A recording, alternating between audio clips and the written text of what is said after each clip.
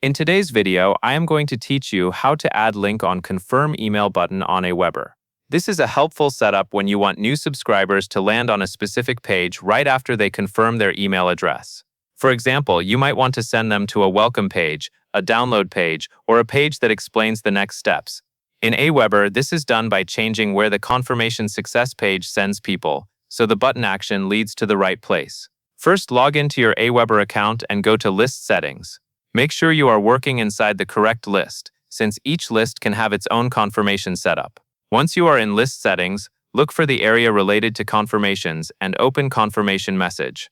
After you click Confirmation Message, scroll down until you find the section called Confirmation Message Settings.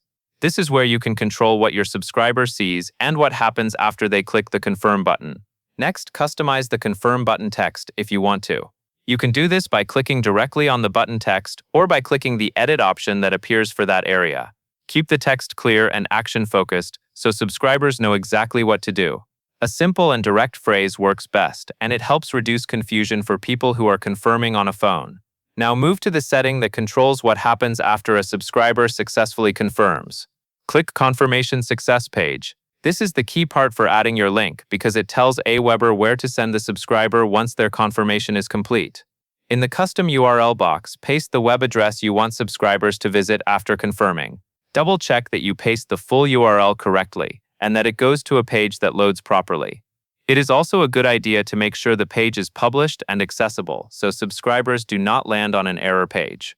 Finally, click Save All Settings. This ensures your changes are applied to the list.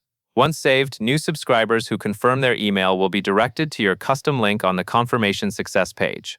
That covers everything you need to know.